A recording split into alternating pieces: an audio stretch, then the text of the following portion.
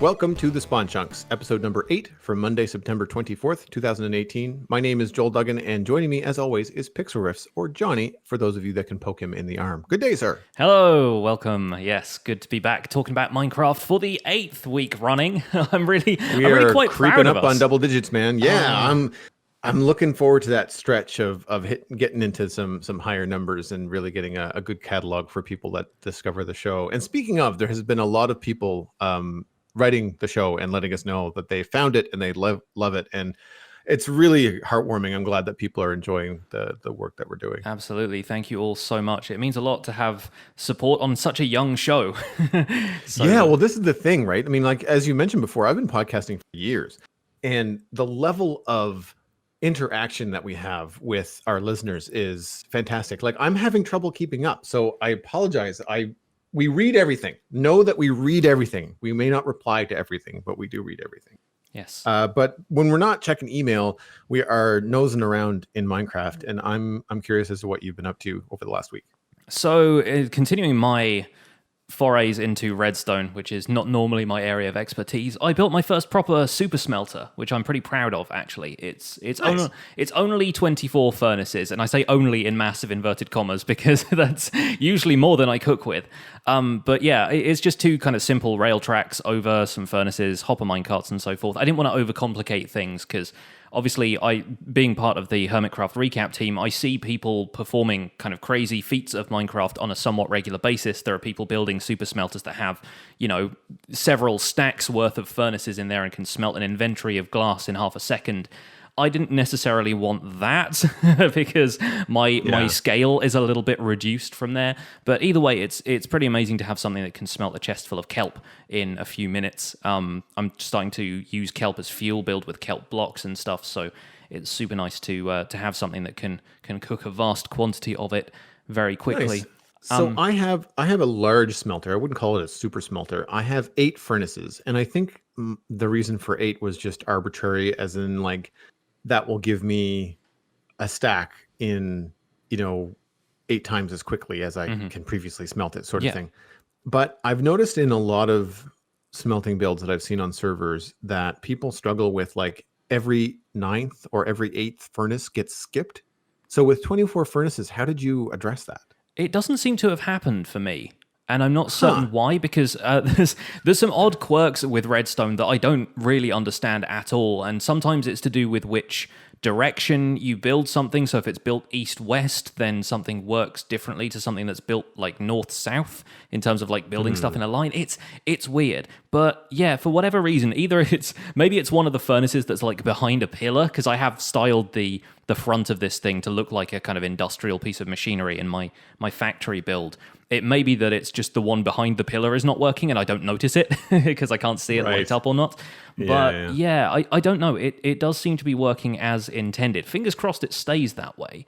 And I feel like maybe for other people it might be kind of a quirk of server lag or timings or something like that. Server lag, yeah, that could be it too, especially with 1.13 being so problematic in terms of its optimization. Yeah. I feel like on one hand, it really doesn't matter. Like you'll see someone build this massive super smelter and it'll be using kelp as the fuel, and they're quibbling over like, well, I'm wasting these, this one kelp block, which is like 9, dried kelp. But you're also looking at a kelp farm that produces so much kelp that they can't store it. And you're like, well, really, you don't have a problem here. I mean, yes, I guess technically it's not perfect, but honestly, like it really doesn't matter. But on the flip side, I can understand when you're building something and you turn it on and that has that either all the furnaces comes on at once, or it has that cascading like they all go in a line. And I've seen that before in tutorial videos, and it looks really cool. And if you have your sound up and you hear the whoosh of all the furnaces, then it does have that kind of like fun immersive experience. And if you're watching that and one of them doesn't light up, that would bother me. Yes, for sure. You're like, you're ruining the sequence. Like there's an effect I'm going with, and you're stepping out of line. It's like the one person who doesn't know the dance routine and is just winging it. But so the super smelter is going okay as far as I can tell. I've also just modified my slime farm to push slimes up to the surface instead of killing them underground. And only half of it is doing that right now. But we have the more mob heads data pack on the server, which means that rather than just having zombies, skeletons, and creepers drop mob heads under certain circumstances, and I guess wither skeletons as well. We can get mob heads from all of the other mobs. It's a pack that's used by Hermitcraft and was, I think, popularized by the folks on Hermitcraft, but various other servers are using it now as well. And one of my server mates, Mythical Sausage, asked me to get a slime head as one of the commissions for stuff in my green stuff shop, because I don't normally just sell them out of the shop. But he was like, hey, that's green, get me a slime head. And I realized that the slime farm was just killing them too fast, that I couldn't get down there and get like a player kill with a looting sword in order to get like an actual slime head to drop. So I had to figure out some way of doing it manually, and I was like, you know what, let me just pipe them up to the surface. So they surface in the water offshore from my mushroom island, and normally hostile mobs don't spawn on a mushroom island, so suddenly I've got an element of danger nearby, which is actually kind of fun, because I've talked about this, I think, in previous shows, but what I want to do is have this place be like a kind of superhero town. And so the slimes rising up to the surface are kind of their first big disaster. And I kind of want to start forming some stuff around these, like, giant monsters are popping out of the water nearby, and these kind of, alien invasions and stuff like that, and figuring out some superhero stuff I can build that will deal with these calamities as they happen. So I think the thing I'm planning next is somebody's going to arrive to contain the slime infestation that's springing up from the ocean trench. So yeah, I'm building a little bit of story in there right now. Nice. Speaking of data packs from Hermitcraft, do you have on Decidedly Vanilla the armor stand data pack? We don't, actually. It's one of the things we decided not to do just because we would be so tempted to overuse them, and that amount of like additional entities and stuff tend to generate a bit of lag. With 1.13 being like a bit of a lag fest, at least when it released, we did want to make sure that we weren't going to push the server hardware too far, because we're a smaller server as well. We probably don't have like the hardware that's got the specs of somebody like Hermitcraft. Like Hermitcraft, okay. Yeah. The reason why I ask is because, having actual superheroes swooping around your superhero city, fighting slime and all that kind of stuff would be really cool. Yeah. Just to actually be able to create those like story moments, those diorama type situation. And some of the stuff they've been doing with the armor stand dioramas, especially what Zombie Cleo does on Hermitcraft, is insane. So that's good. That's what kind of had made me think like, oh man, Johnny could totally use this. Yeah, it's just somebody like flying in.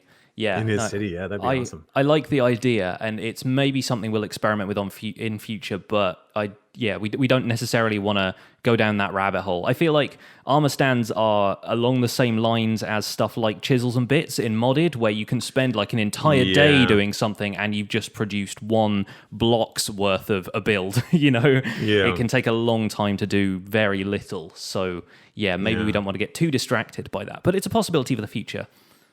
I'm really curious about Chisels and Bits. It's one of those rabbit holes where I would probably be able to have a lot of fun with it. But then I also, like you just said, like I'm just like, well, do I really want to spend all that time to only craft like one thing on one piece? Mm-hmm.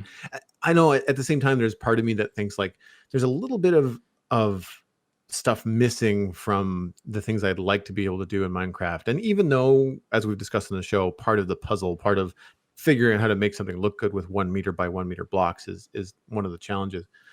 If I was playing in modded, I would have a hard time. I could probably let myself, use it on occasion, but having it in a mod pack would be really nice. Like I watched something recently where I think it was Wells Knight was building like a trellis for a berry farm. And you could use it for something like a winery or whatever. And it's just the simple fact of all he did was recreate trapdoors, but they were just in a way something that he could put in a different position, and it really made a lot of sense. And it's one of those things where like it's just such a very specific use. It's not really helping him make better buildings, but it's adding to the ambiance. Like it's adding to the little subtle things that you walk by and don't necessarily noodle over, but as an immersive experience, it kind of pulls you in. So this is one thing that I'm struggling with what I've been doing, which is my In on a Bridge, and I finished that on a Let's Play video, which I put out on Saturday. So if you're listening to this, there's a new video on my YouTube channel, and I did all the rest of the roof and the outside, and I could feel myself, having watched that Chisels and Bits information from Wells Night, thinking, man, it would be nice to have this, and man, it would be nice to have that, and even just to be able to tell fences not to connect to blocks, like that kind of thing. Like, still really use the exact same block in Minecraft. It's I want it to look the same texture, everything. I just wish it didn't connect to solid blocks next to it all the time. Or if you could somehow control that, which you could in real life. If you were building a fence, you could just put a fence post down and not have it connect. Yes. So funnily enough, real fences don't do that. Yeah, exactly. Like, farmers would be ecstatic if you could just put a fence down and all of a sudden, it just connects to the one next to it. Like, yeah, like that would be fantastic. But yeah, so like when I was working on the inn, I was thinking like, man, it'd be nice just to have just a little bit of control over some of these things, not to the extent of like making my own like detailed texture and lattice work, but just to be able to say like, make this a certain shape and keep it a certain shape, as opposed to having it change, whenever it happens to be next to a block that it connects to, etc. Same with stairs, that sort of thing. And but I was able to get the full exterior of the inn complete. Now it's not textured, so the bridge is still flat brick, and all the supports are just stone. The prismarine, I think I am going to pop in and maybe change a little bit of the prismarine bricks out for like the odd piece of prismarine, just so it looks like it might be a little bit weathered here and there. But I made the decision to use some stripped dark oak on the gables of the roof, and man, does it make a big difference. I really could not believe the difference that putting a roof on the build made, especially because I changed my mind from going on a pitched roof to a rounded roof. And I think it's episode 3 of Spawn Chunks on the show notes. If you go to thespawnchunks.com, you can see an image, a screenshot of my creative kind of spitball attempt at making this in before I put it in the Citadel server. And you can see the difference in the roof and what it would have looked like versus what it looks like now. Man, I'm really happy that I went with a smaller roof, because otherwise it would have been just too large for the space. That's great. I'm quite happy with it. Yeah, it was a lot of fun, and I'm on to the point of doing some landscaping and probably some texturing and stuff like that, because really there's nothing I can do on the outside that's like that doesn't involve just texturing and stuff like that. And I'm curious about your opinion on this. I don't really know if that's something that works well for me personally, I guess, in Let's Play videos, because ultimately it's just like this huge cut of like, here's this thing, and then you have to take the time to change the blocks out, and then you come back and everything is just finished. There's no real progress updates, because it's really just you replacing regular blocks with cracked blocks, or different colors and stuff like that. Do you find that challenging when you're making a video to do like texturing and stuff like that during the episode, or do you prefer to do it like on a live stream? Or I typically do a lot of that stuff off camera, because it involves so much just kind of like replacing 1 or 2 blocks, standing back, doing a bit of thinking, kind of going, maybe that would go there, maybe this would go there. I find it's the kind of stuff that's difficult for me to commentate. I will try and do some of that stuff on video, because I like to vary the actual content of my videos quite a lot. I don't just kind of go, here's one build, here's another build. I want to build this, and then poof, it's done, and then I move on to whatever's next. I tend to, mix in a bit of the building process where I can, but too often I lapse back into that kind of quiet, mumbly thought. I can think out loud, but not in a way that's presentational for YouTube. And I worry too much about like the craft of YouTube videos, rather than just kind of giving people insight into my process. I feel like once I've built it, the process is sort of more obvious than if I'm just tinkering with blocks here and there and not showing people a finished result. Because I can record one bit of that, but then 3 changes down the line, it might look totally different. And that's how I build in Minecraft anyway, is just kind of tweaking stuff and experimentation. So yeah, unless I've mapped it all out in creative first, in which case I tend to kind of build everything with the texture first time, instead of building the framework of it and then going back and texturing it. It's a kind of a different process then. Yeah, and the reason why I didn't texture it as I went was because I wasn't 100% sold on the position of the build, like whether I wanted to make the bridge longer, or whether if I wanted to nudge that building 3 or 4 blocks, I did not want to have had taken the time to texture the whole thing and then have to tear it down and move. Yeah, absolutely. If you're just moving a frame, then it's like, well, whatever. You're mindlessly placing, a couple dozen blocks to build a floor, and then you can always just shuffle it around. But yeah, I feel the same way. I find myself, especially because I do this kind of thing on stream from time to time, where I have that. I'm really just kind of articulating my puzzlement and my decision making process without any real insight. It's just me saying, do I like that? Yeah, it looks okay. Maybe it's a little bit too green. It's really not giving a lot of information that people can't see already. And so I feel like what I think I'm going to do is I'm going to be streaming again sometime shortly this week. And I'm going to be doing a lot of landscaping and texturing and stuff in that video. And then when I come back, maybe to update people on the Citadel series, they'll see the changes. I mean, it's going to be obvious that there's been a lot of changes made.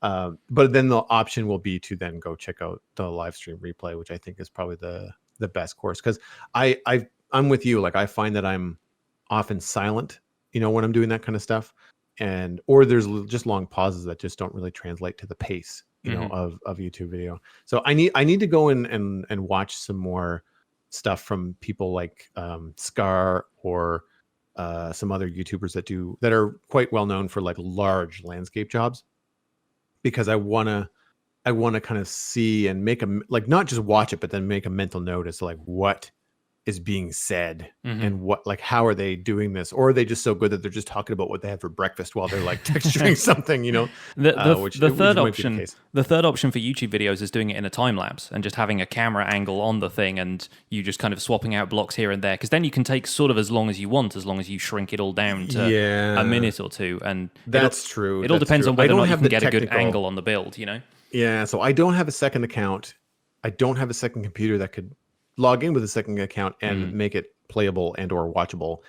And I have not yet, I say yet because it's on my to-do list, sorted out how to use the replay mod, which I'm thinking still won't work in 1.13, right? Because you need Forge to run that, so we have to wait for that to be updated. Yeah, the developers of Replay Mod are waiting for Forge before they even start on 1.13, because they need the framework to be there in order for them to actually build on what they've got from previous versions. So so it's going to be a while. The closest that I've come is like I'll record myself placing down a couple of different blocks. I think I remember doing this when I did my pond, where like you see me swap out some dirt for clay and some this for that, and then I speed that up, and you get to see me do like 3 or 4 block changes. And then I say poof, and this is what it looks like now. But speaking of mods, there is a little bit of news coming out with regards to Optifine 1.13.1 HDU E3. I'm not sure where they come up with these names. Pre-release 2 is out now, and that was released on September 20th, and they're now toting that it's 90% done. I wanted to bring it up purely because we've mentioned it a few times on the show, and for people that have been having issues with Optifine or are excited to have it, it is out and you can at least mess with it now. I am still experiencing problems with shaders on a Mac. I've seen that flagged in the glitch notes for Optifine, so people are aware of it. So hopefully that'll get fixed before it actually makes it out for full release. But there's really nothing much to say. I can't notice any real changes other than probably just a lot more stable, and just they're crossing their T's and dotting their I's, getting closer to the full release. So if you're into that, then that's out. But I would say the biggest news that we had this week would be the biome chooser video from Minecraft, which is this happened literally as we were finalizing last week's show as well. I remember that, right? I wanted to come in with this and say, like, we recorded last week's show. I sent the audio file over to Joel, and then we were like, oh, look at Minecraft's Twitter feed right now. Everything is blowing up.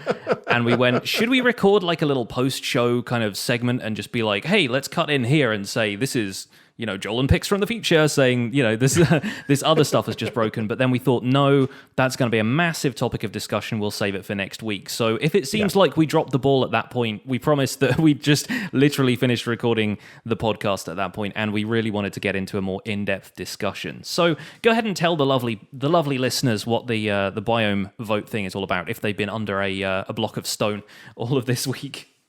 So the tweet went out and said, let's change the world. During MINECON Earth live stream on September 29th, vote live and help us pick the next biome we update with new features and mobs. And that's from Jeb and Lady Agnes. And what they're going to do is allow, similar to, I guess, the voting that happened on the mob ABC for the 1.13 update, which ended up being, I think, B. B was the Phantom. Yes, RIP Mob Yeah. C. I was voting Mob C so hard in that live stream, but Oh yeah, me too. I think, if I recall. And then Mob B ended up being Phantoms, which are now the bane of everybody's life in 1.13.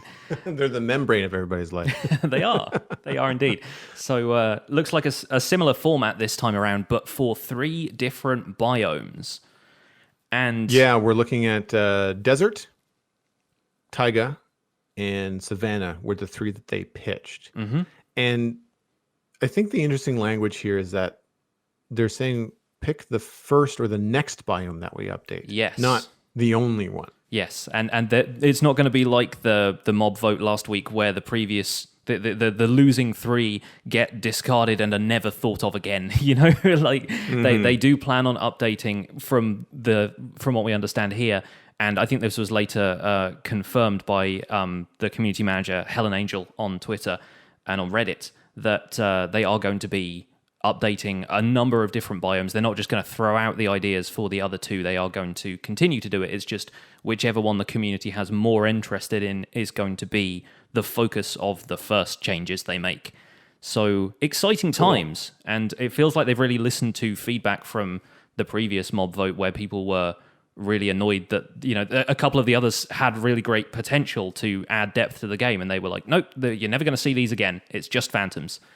Yeah, I'm excited about the idea that they could focus on one particular biome, the one that people want, you know, the most changes to, or feel that needs the most love, and not have that delay the release of the next update to the point where we're waiting for them to touch every biome. Like if the one that gets the most votes is your focus, just release it with those changes and leave everything else the same, and then come at us later with, I'm okay with micro updates. Like, you know, like you could mid 2019, you know, you could, or even early 2019, come up with another biome update, especially because that probably wouldn't necessarily affect like mods and things like that. Like you're just adding a few things to the game. You're not like recoding or like not the kind of changes that we saw from 1.12 to 1.13. Yeah, it seems like future updates are likely to be much less technical.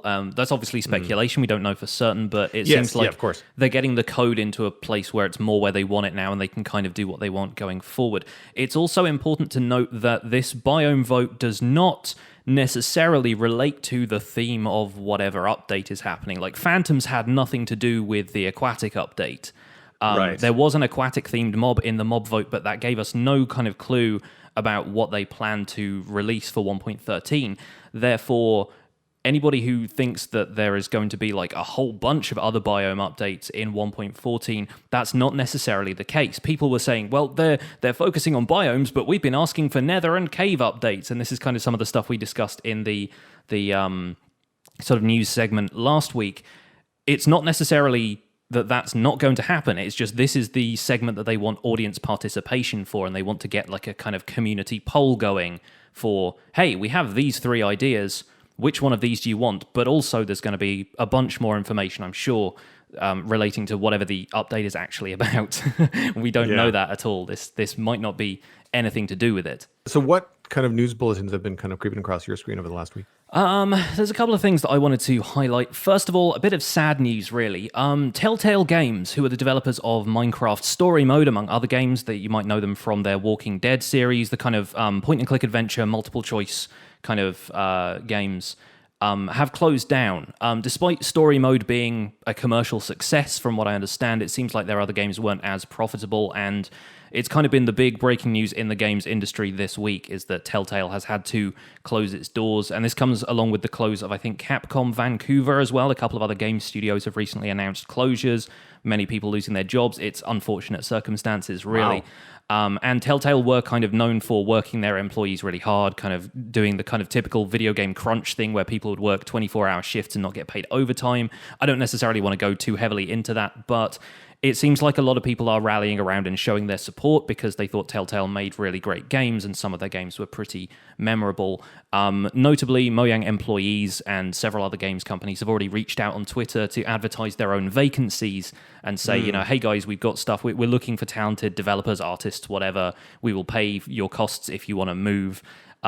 So yeah, anybody who is a fan of Minecraft Story Mode and was hoping for a Season 3. It looks like that is not going to happen, sadly, and I think a few people are kind of annoyed that their other favorite series have been left in the lurch. I think they had like an ongoing Batman Telltale game that just isn't going to get made now, which is kind of sad. So, bit of sad news, but hopefully those people will be able to relocate to other jobs in the industry. Other than that, some observant people on Reddit this week noticed that the bug tracker for Minecraft has sort of slated a fix for a bug which basically stops you from editing the text of signs and written books without kind of deleting back to the point where you want to edit. So you can't like use the mouse cursor to click around in an area of a sign. If you make a spelling mistake earlier on in a sign or a written book, you have to delete basically the whole thing and start again. But they've slated a fix for that for 1.14.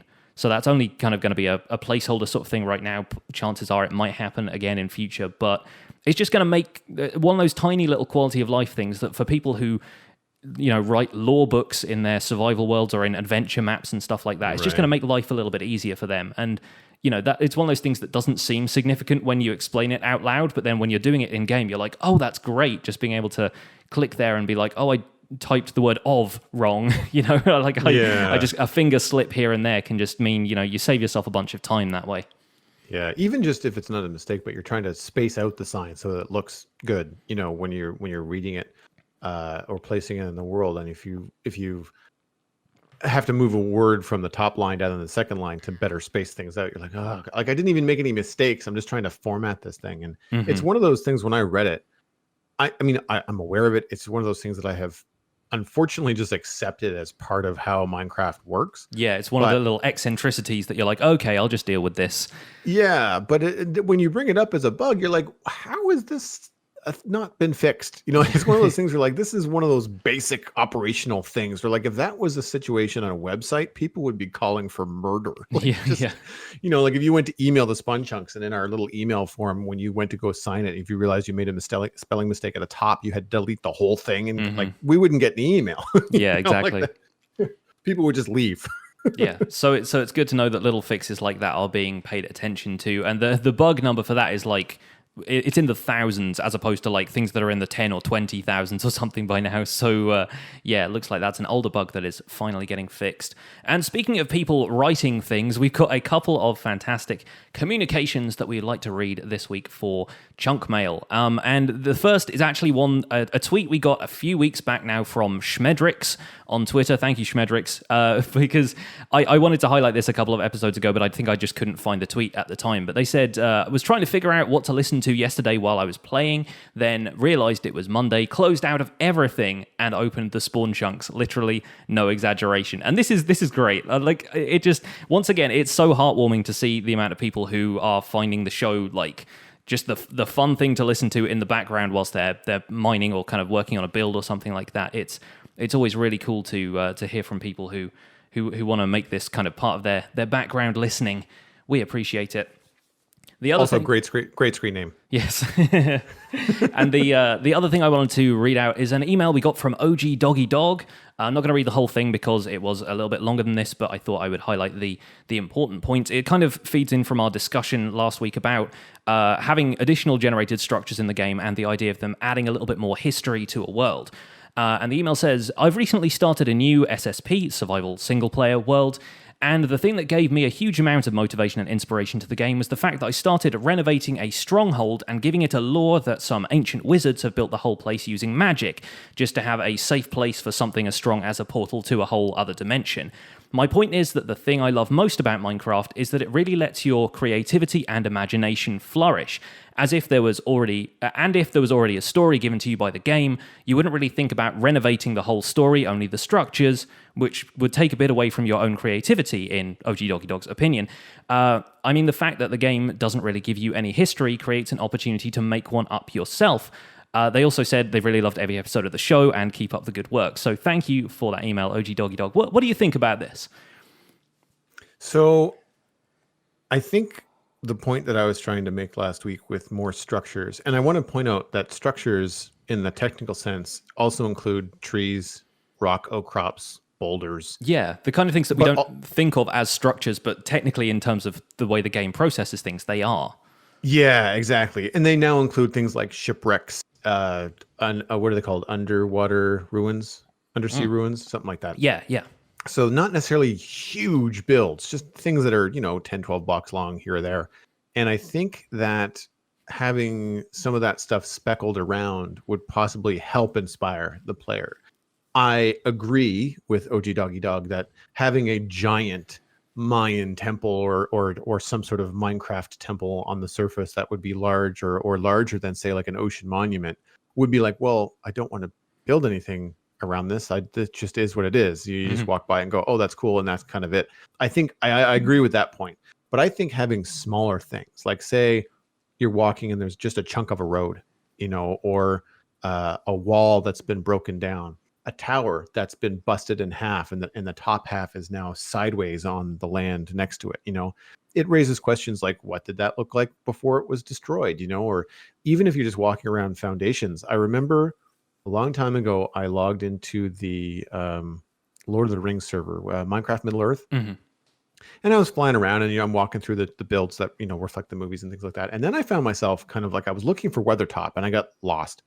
And they've put so much in this particular server that there are things that are not in the movies. They're even in the farthest reaches of the books. You'd have to be kind of like a Tolkien-esque, nerd to really know where these things are. Hmm. And I found myself wandering through this ancient old world ruin that probably only gets mentioned, in the books. But it was inspiring. Like just you immediately just think like, oh yeah, this would be where the throne room would have been, and like I can see the outer wall and the inner wall, and having stuff like that, even though it's completely destroyed. I mean, this thing was just down to like 2 and 3 foot stubs. There was not really huge walls left in place, Hmm. but it was just enough for your imagination to say like, wow, what could I do in another place? What could I do in another world to either mimic this, or if I had this in my world, uh could I springboard from it? And I think that's the thing, is that some people, I remember when I first started playing the game, I was really frustrated with the fact that there was absolutely no guide. Like there was nothing to point me in any particular direction other than just building a wood house and making a farm. And I think that having some smaller structures around the world, even if it's just a series of rock, outcrops and boulders, you might think like, oh, hey, I could build something in between these, or how could I incorporate this, into my world. I think it's just that delicate balance that Mojang has to. I shouldn't say have to. That I hope Mojang strikes is that if they do decide to add some more structures to the world, I think they do have to keep it inspirational and not really dictate. Yeah, If that like makes any sense. I totally agree that building your own story is kind of the point of Minecraft. Like it's a sandbox game. Adding a narrative to it Yeah. would be kind of counterintuitive to what the game is supposed to be. And I don't think Mojang would ever really turn the core Minecraft experience into a narrative. But I'd argue it's possible to add history to the game without adding exposition. Like you've already got existing structures in the game. It's fun to speculate about the lore of those things, but there is no word of God about like specifically what each of those structures is meant to mean, or who's built them, or that kind of thing. So adding stuff like that never really tends to shift the balance too much. If there's no like actual writing in Minecraft anywhere that isn't player led, except for maybe the end poem when you jump into the portal and then that kind of the stuff scrolls up before you get the credits for the game. And that in Right. itself is very vague and kind of spiritual almost, rather than kind of telling you what the story of Minecraft is and why there is a dragon at the end of the game and that kind of stuff. It doesn't really tell you any of that. And so adding structures without any explanation, like you say, prompts inspiration from the player rather than kind of diminishing their own capacity for telling a story. They can make up their own story about the place. And it gives people a space to play if they're not necessarily confident in how they would build something like that themselves. I like the idea of kind of, wizards building the end portal and that kind of thing, and making the entire stronghold and then modifying the stronghold to more suit that kind of thing. It makes sense. They've got a huge library in some of the strongholds. There's lots of books around, that kind of thing. Right. But that's something that as a player you can easily make up from the clues that you're given, but they aren't necessarily clues that have a definitive narrative behind them at all. It's just a matter of what you want to concoct as the player with your own imagination. So yeah, I think it's a valid point, but I don't think adding too many additional structures would really turn Minecraft into a narrative game. I don't think there's the danger of that. Even having looked around some of the structures in Biome Bundle, I never kind of thought, well, that's just clearly leading me in the way of a story. No, they're just kind of fun little extra things to pop up on the landscape every now and again. And forgive me if I'm not remembering correctly, but I think even in Biome Bundle, like coming across a random fort or like a pumpkin in the middle of a field, like a building sized pumpkin, it's not like they were everywhere. Like I feel like they were still a pretty rare occurrence. I mean, like I feel like ocean monuments, even though people say that they're rare, I feel like I find them quite often now. Yeah. But I'm trying to think, like strongholds would be a good example of stuff that is hard to find. It's definitely an end game mechanic to find it. And even then it's not easy to get to.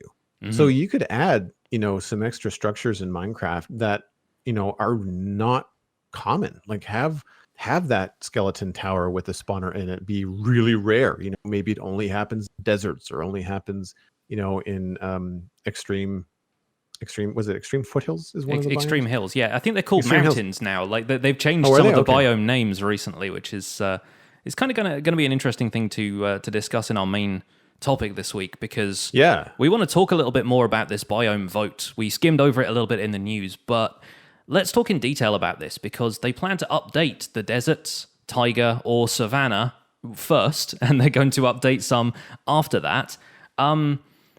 So what do you think they should add, or what do you think the best candidate is for the players' vote? Well, I don't want to step on your toes, but I think we both are in agreement that Savanna is probably the one that needs the most love. So definitely flying the flag of Team Savanna over here. Yeah. So for quick hits, I would say to get the desert out of the way, I can't really think of anything that you would want to add to a desert. It's a desert. It's supposed to be kind of desolate. There's not supposed to be a lot of stuff there. Yeah. The obvious one might be to put like a palm tree oasis in the middle of a big desert, but other than that, I really can't think of anything super important that a desert needs. Yeah, they've already got quite a lot to offer, in my opinion. They've got desert temples, villages generating deserts sometimes, and the houses there, while they, as we said last week, they follow the same template as the houses you find in other biomes, they're still made of different blocks, and so they naturally look like part of the landscape already. I mean, reworking those villages would be nice, but it's not necessarily the kind of thing I'd vote for deserts, because maybe they could redo the houses or something like that. Yeah, I mean, like I was in the North American Southwest last summer hiking, and some cactuses are low to the ground and some cactuses are forked, and there's all kinds of different stuff. You could easily add a couple different looking cactus to the game, but I mean, that's not necessarily new. Like it's just an aesthetic change. It's not really a big, improvement to the existing desert biome. So desert really doesn't get my vote for that reason. Yeah. For taiga, I confess that I was confusing taiga with giant taiga, because when I think of what everybody knows as a taiga biome, I just think spruce biome. Like I don't, the taiga one is definitely the one with or the mega taiga is the one with the podzol and the cobble and the mossy cobble, and I think that looks really, really cool. And by comparison, I can understand maybe that the taiga biome needs a little bit of love, and I don't know whether it's just because I've been doing a lot of hiking lately or what, but I think that most of the biomes in Minecraft need more rocks. Like they just need more naturally generated rock outcrops or caves or different kinds of things. And I feel like the taiga biome could use some things like that, some cobble here and there, or have like little rivers and streams. And then as far as mobs go, bears, I think, again, not like I'm not grasping at anything long range. Like that's kind of obvious. You know, putting a bear in the woods makes a lot of sense. There's already wolves. They are notorious for being in the woods. And, and there are polar bears in the game already, so a fairly simple reskin. You could almost do that as a player and just kind of modify the mob spawning, rules a little bit, and end up with, just a retextured polar bear spawning in a taiga. It'd be very simple. Yeah, and just have it, be whatever color it needs to be depending on what biome it's in. Like that, it seems straightforward to me as a mod. I know you can't do it with data packs or something in vanilla, but so what would you change about taiga if you had the opportunity? Like, I find taigas don't really have much in them aside from spruce wood, but they already feel kind of full thanks to like the sort of density of the trees, the way they generate. I've never really walked through a taiga and thought, hey, this is kind of boring. I've thought, oh, there's spruce everywhere. Great. This is my favorite type of wood. Let me gather a whole bunch of it. And you have the Mega Taiga variant, you have the Podzol and Mossy Boulders and so on, and it already feels like something that's been fleshed out to a certain extent. And yeah, you get wolves there, so there's already kind of a unique mob. I don't really think you find wolves many other places. So in a sense, it's already got a little bit of content there. It's got a reason for players to go there, at the very least, just to go and find some spruce saplings to bring home and farm. But I never really find myself like avoiding taigas, whereas I feel like I do avoid savannas. Yeah, well, I also think that savannas are harder to come by. I feel like taiga biomes are probably the second biome that you find in the game. They're everywhere. If not the first. There's so many of them. Yeah. I mean, something as simple as just putting a mega taiga biome in the middle of a taiga biome more often. Like, not have it be its own thing, but just like, we'll just put a small taiga in the middle of this, in like the deep heart of the forest, when the trees get bigger, reducing the scarcity of it a little bit, maybe. Yeah. Could add a little bit of texture and stuff to that. I do find I'm not super fond of the mint green of the grass in the taiga. I don't really build in taiga. I go there to harvest stuff. I might build a farm there, but I don't necessarily build my buildings there just because the grass color tends to be they've got that cold biome grass color. And I feel like that's the problem with savannas for a lot of people as well, is that the grass color is much less attractive than your average kind of nice green plains, or in my case, I go completely the other way. I go to like really bright green, kind of neon green that you get in Mushroom Islands. But savannas have a unique tree type. They have acacia. It's the only place acacia grows. But they're just, other than that, they're kind of flat, open plains with a less attractive grass color. And there are no unique mobs. The only structure is the occasional village. They feel like, despite the fact that they are the more recent of the three biomes that they're offering to change, I feel like they are the least fleshed out. They do have that amplified style variant, which is now called Shattered Savanna Plateau, which is a really cool name. But there's sort of few and far between. And they have that amplified terrain problem of, this looks really cool, but it's really awkward to build here. Because you're constantly dealing with floating islands and stuff. Yeah, you're dealing with height and, having to get up and down everywhere. And now we have elytra in the game. Somebody pointed out, by the way, the irony that as soon as Hermitcraft Season 3 ended, which was their season where they had amplified terrain, they moved to the next version, and that was the version that added elytra, which would have made it really easy to get around amplified terrain. So Hermitcraft always a little bit ahead of the curve. Wow, I forgot that they didn't have elytra in that season. That's crazy. Yeah, so they were doing stuff with, like, they thought it'd be fun to kind of have redstone-powered elevators and kind of work with the height of the terrain, and the sad reality of it is that a lot of the time you just find yourself building in the valleys between the amplified terrains, because dealing with that level of height is a bit of a pain. You can make it work if you're a dedicated player and you feel like you want to make, transport and stuff like that a focus of your series, but it does become an obstacle after a while. And I've rarely seen anybody turn those Shattered Savanna plateaus. I think they just used to be called Savanna Plateau M biomes until they reclassified some of the biomes. I've never seen anybody use one of those to its full potential. Everyone looks at them and thinks, wow, you could do something really cool with that. And then I've very rarely seen anybody pull it off. So there is already tons of potential to expand, vary, and develop savanna biomes, in my opinion. There's tons of potential for interesting mobs. If you think of savanna biomes as analogous to Africa in the real world, the kind of plains and savannas of Africa, then already a bunch of real-life animals suggest themselves to add. You could have lions, elephants, pangolins, zebra variants of horses, that kind of stuff. Stuff that would really add a little bit of variation. And it's even stuff that I've seen people mod in for maps like... there's this one called We Are the Rangers, which is a kind of environmental awareness map kind of aimed at kids for sort of, learning about conservation and endangered animals and that kind of thing. And cool. There are some really great models that have been done for that map of those kinds of animals. And usually they're not particularly aggressive and they're just kind of hanging out because it's aimed at sort of younger players.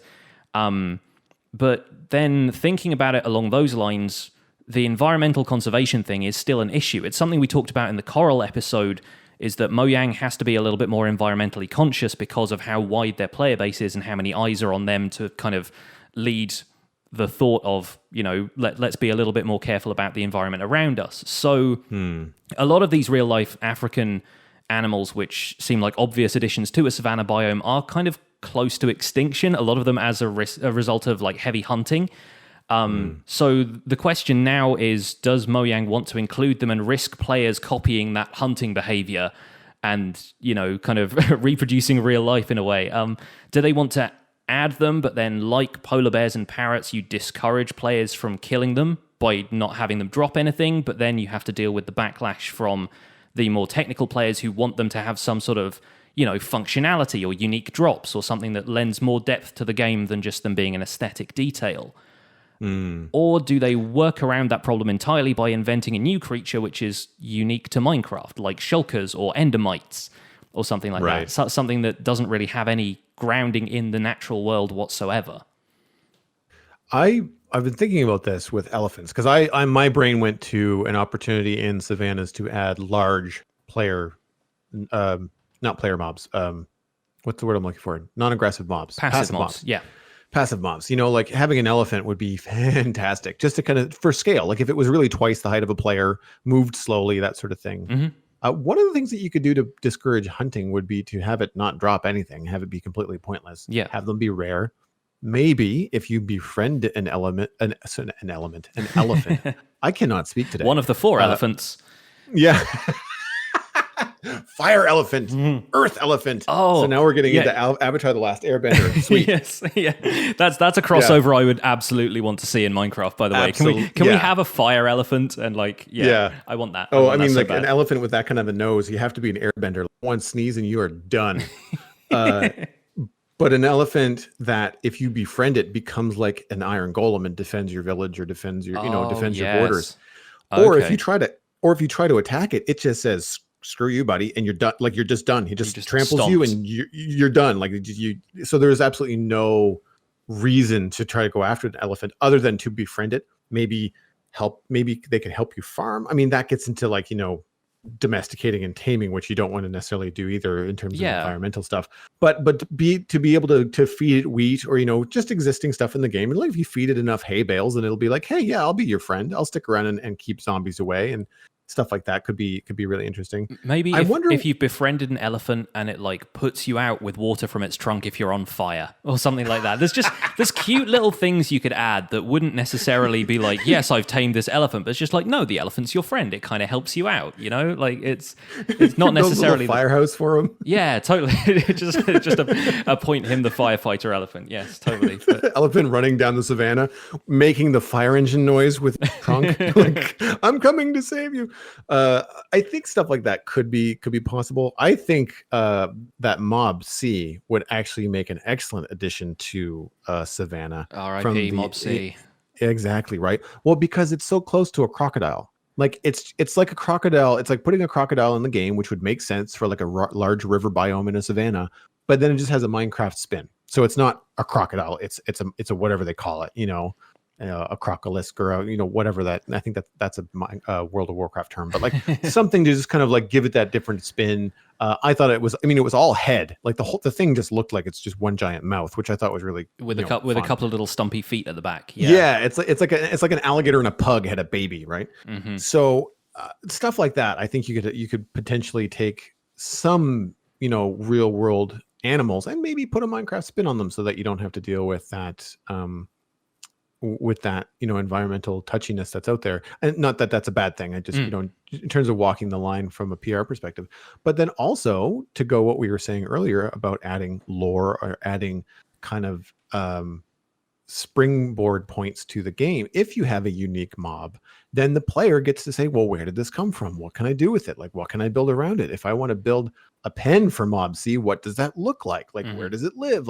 So there's opportunities there, I think, to encourage players to interact with mobs. I'm wondering though, I know they said it, that they say, oh, this biome that we update is going to get some new features and some new mobs, but why do we always go straight to mobs in our head? Because you think giraffes and hippos and rhinos and antelopes and flamingos maybe, but what does that do other than just add one more thing that's going to lag the game?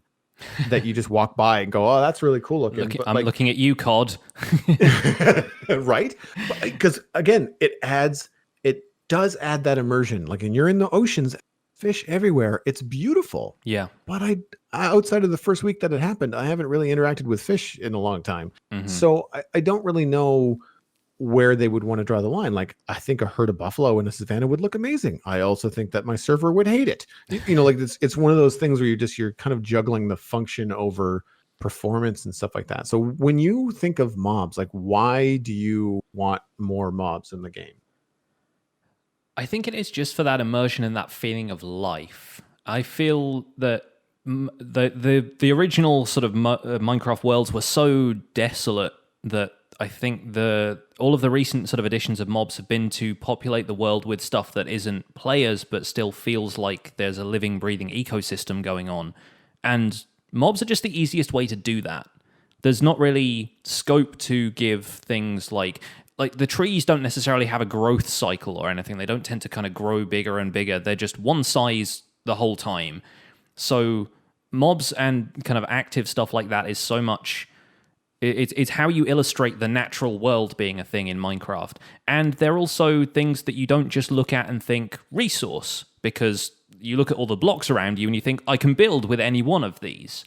Whereas in real life, that's not necessarily what happens. You don't see a tree in your backyard and go like, I'm going to build something out of that. You're like, yeah, that's a tree. I'm going to leave it where it is because it's looking real majestic. So yeah, I think we go to mobs sort of as an instinctual thing because they are one of the first things that seems remarkable about any given location.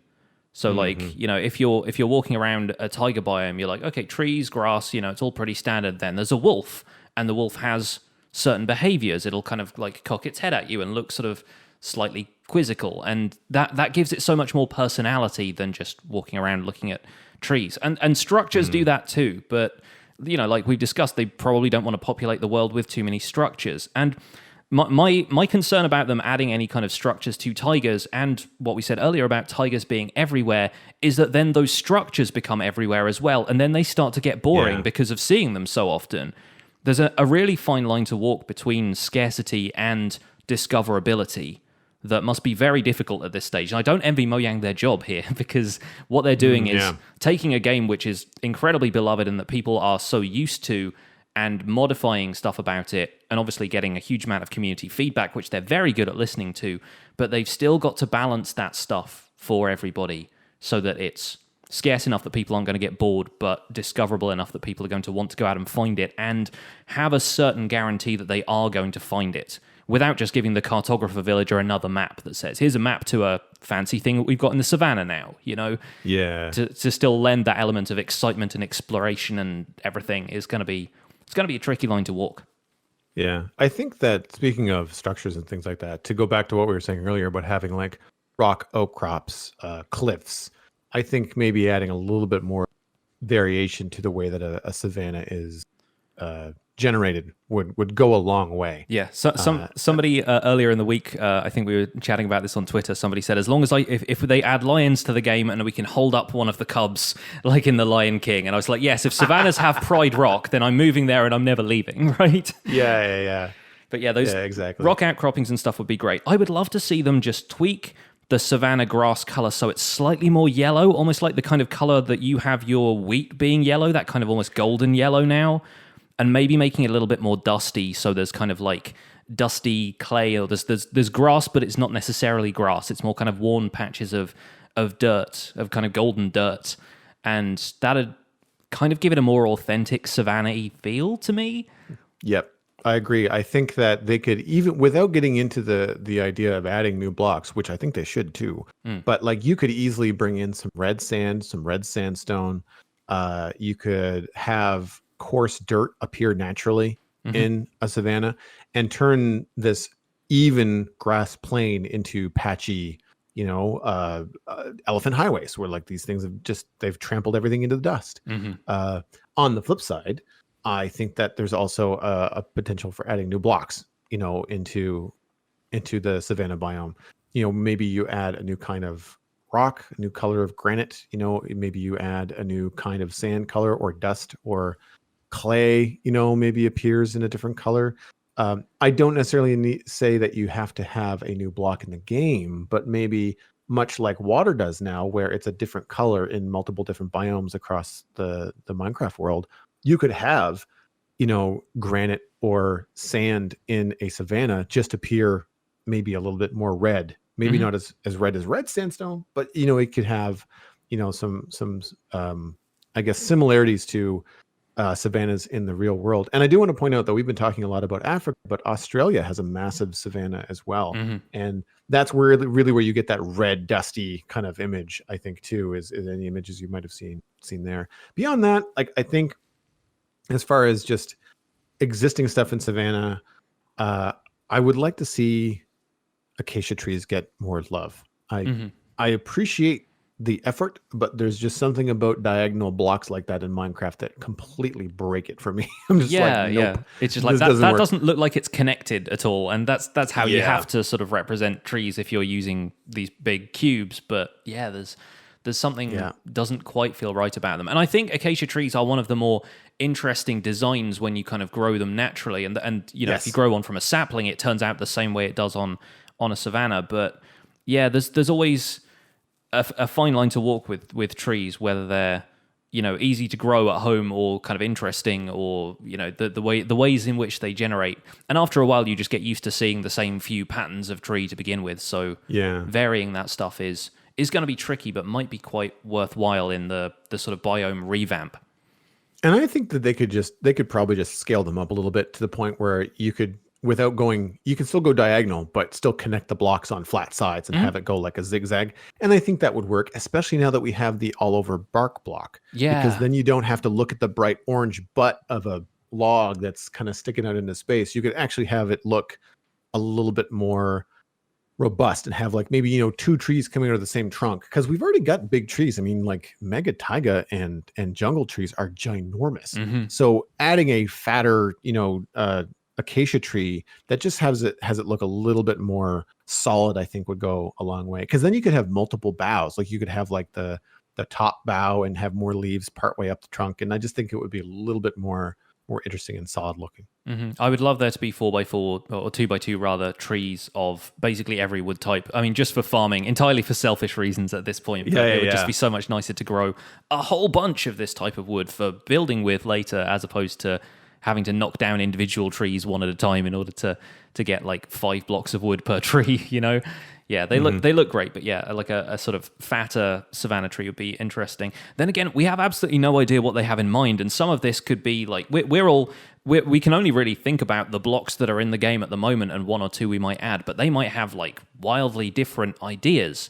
And that's what's so interesting about the sort of biome vote and what they're going to reveal. They might even, closer to the time, they might reveal more of what they have planned for each biome, in the way that they released a little bit more information about the mobs last year than just like the pictures. They kind of made a short video clip about each one ahead of the vote. So this week we might even learn a little bit more about it before the live stream actually happens. So speaking of the live stream, because we forgot to mention this at the top of the show, we have plans to stream alongside the live stream happening and provide our commentary. Now, we checked ahead of time with Mojang. I actually tweeted Mark Watson and Helen Angel on Twitter just to see if this was going to be okay, and Mark checked with the events team and said that it's okay for us to restream and provide our commentary. So we are going to go ahead and do this on the day of MineCon. We might actually try doing something beforehand, just as kind of like a test to make sure that it's actually going to work. But if you aren't attending a MineCon watch party, then consider coming to ours. Because if all goes well, we'll be live streaming along with the show and giving our first impressions in real time about what happens in this MineCon presentation. The stream will probably be happening over on my Twitch channel, twitch.tv/Pixlriffs, as long as that's okay with you, Joel. But I think it was kind of, we discussed this previously, and we thought it was probably better to put it on one of our channels than to start up like a whole separate Spawn Chunks Twitch, because we don't necessarily plan on doing anything else with that right now. Who knows what might happen in the future. Yeah, and it makes the most sense, especially with your video background, and just it makes the setup, and because we've only got a week, this is happening on the 29th, which is this coming Saturday, a few days from today. So soon. So we are going to have to run a test, I think, and we will let probably the people on our Discord in on that test, just to kind of get some feedback, and of course the people again will probably use your Twitch channel, so the people that follow you on Twitch we'll get to see that as well. Yes. But yeah, I'm looking forward to it. I've seen other podcasters do this with things like E3. Yes. I've also watched some tech podcasts cover things like Apple announcements or Google or Amazon announcements. So I've seen that kind of stuff done before. I've never done it myself, so I'm looking forward to giving that a go. And I think it's going to be a lot of fun too, because not only do you get our commentary, but as we've mentioned a couple times on the show, we've got a really cool community growing here with the Spawn Chunks. So those folks will probably be in the chat room too, if they can. And so you'll be able to touch base with them as well as us. And speaking of that, that's going to wrap up another episode of The Spawn Chunks, but you can find more information about the show and links to some of the things we've talked about today on thespawnchunks.com. The music for the show was composed by me, and The Spawn Chunks is proud to be a listener-supported podcast. And with your help, we can continue to produce, evolve, and expand the show and do fun things like live streaming MineCon. You can visit patreon.com/thespawnchunks to join the community, where pledging at any level will get you an invite to our patrons-only Discord channel. And a quick reminder that you're pledging per podcast. So, for example, if we publish 4 podcasts in a month, a $1 pledge means you're giving us $4 a month, which I personally think ain't bad for 4 hours worth of entertainment. But you can judge that yourself and donate whatever you feel is appropriate. And if you can't afford to pledge right now, do not worry, because there are a bunch of other ways in which you can show your support. Spreading the word is the easiest way to just support the show at no extra cost to you, other than however long it takes you to write a tweet to poke a friend in the arm. You can find us on Twitter at The Spawn Chunks. You can also find us on Instagram as The Spawn Chunks. So if you're telling friends, hey, check out this feed and wait for their next episode, or when you want to know when things are happening, there are ways to monitor that. If you're going to share us around on social media, why not use the hashtag Minecraft podcast and The Spawn Chunks all at once? It really kind of helps with our discoverability at this stage in the game. If you want to email the show, you can send us a letter at thespawnchunks@gmail.com. Let us know what you think of the new potential biome changes and what you would like to vote for and why, because we would love to talk about that either on the live stream or potentially on the next episode of the Spawn Chunks. We are available on iTunes, Google Play, Google Podcasts, and Stitcher. We have had a number of emails over the last little while asking us about Spotify. At the moment, we are not on Spotify. We don't have any plans to expand yet. The reason for that is because some services out there that provide audio to listeners, like Spotify and some other stuff, have not only upload limits, but they also are a separate feed altogether. Like, we can update the RSS feed on the website and have it just populate everything that we're currently sending the show out to. Whereas Spotify, and I can't remember another service, but there's a couple of other audio services out there that require you to then upload separately, manage that separately. So for time and financial constraints, we're not on Spotify. I wish we could be everywhere, but we can put that as a notch in the cap for maybe later on down the line. But for right now, there's just a number of places that you can find us, including a Patreon-only RSS feed on patreon.com/thespawnchunks. One last thing before we sign off. We do still want to collect a few people's experiences with the previous MineCon conventions. So before they did the live stream thing, but if you have any experience with going to a previous MineCon from 2016 or earlier, please do let us know. We would love to hear from you at thespawnchunks@gmail.com, or get in touch on Twitter if you just want to send us like a quick DM or something about your experiences with MineCon, especially if you've been on a panel or anything like that, if you've been somebody who's actually presented something at MineCon, or even if you just turned up as a spectator and wanted to join in the fun. It would be great to hear from you, so we can include that in a future episode. But my name has been Pixlriffs, and you can find most of what I do at youtube.com/pixelriffs, where I have a survival guide series for beginners and a multiplayer let's play series called Decidedly Vanilla, where you can see how I'm defending my island against the imminent threat of slime. I'm also the voice for the unofficial Hermitcraft recap, where you can find us through a quick YouTube search, and I stream 3 days a week on Twitch, where these days I'm mostly working on larger Minecraft projects for my YouTube series, but I play other games from time to time. Aside from that, I'm at Pixelriffs on both Twitter and Instagram. Joel, where can people find you online? You can find everything I am up to online at joelduggan.com. That includes my illustration and design portfolio. If you're interested in hiring me, just drop me a line there. If you like this podcast, you may also like the Citadel Cafe, a podcast where I talk about sci-fi and geeky entertainment. But this past week, I interviewed Todriel. She is a Twitch broadcaster, a artist in her own right, and it was a delightful conversation. She's an excellent streamer. She provides a lot of insight into her amazing community that she's cultivated, and I would highly encourage people to check that out. Just an FYI, though, her stream is not safe for work. There's a little bit of swearing that happens. It's not a lot, but it just wouldn't something that you'd want to have headphones on if you're around little kids or perhaps in a work environment. You can also follow me on YouTube, Twitch, Twitter, and Instagram with just my name, Joel Duggan. As I mentioned, there is a new Citadel Let's Play up as of Saturday, and you can watch me build the inn on a bridge. Thanks for visiting the Spawn Chunks. The world outside is infinite, and hopefully soon it will have fire elephants.